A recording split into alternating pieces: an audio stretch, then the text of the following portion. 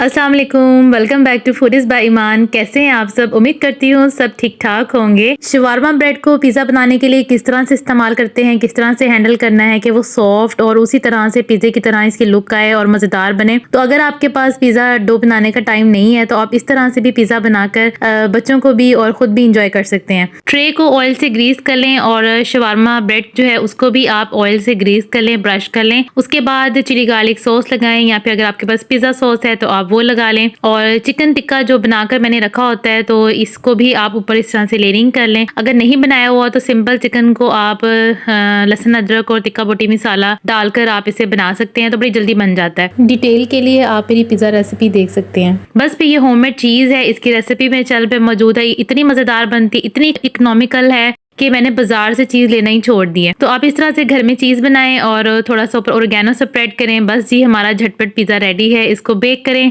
220 temperature पर। आप इसे ओवन को प्री हीट कर लें 5 मिनट और उसके बाद आप इसे बेक कर लें तो ये आपका 12 मिनट में पिज़्ज़ा रेडी हो जाएगा। ये देखें दोनों मैंने इकट्ठे ही रख दिए थे। और चीज़ चेक करें कितने अच्छे तरीके से मेल्ट हुई है। इसकी लुक चेक करें, ये बहुत मज़ेदार बना था। और इसको मैं आपको कट करके भी दिखाती हूँ। ये देखें चीज़ी और सॉफ्ट, और ये देखें। तो इसी तरह से अगर आपने भी झटपट पिज़्ज़ा बनाने का मूड हो रहा है, डो नहीं बनाने का टाइम, तो आप इस तरह से पिज़्ज़ा बनाएं, इंजॉय करें। मुझे रखिए दुआ में याद। इंशाल्लाह न्यू रेसिपी न्यू टिप के साथ दोबारा मुलाकात होगी। चैनल को सब्सक्राइब नहीं किया तो ज़रूर सब्सक्राइब कर लीजिएगा। अपना बहुत सा ख्याल रखिएगा। अल्लाह हाफिज़।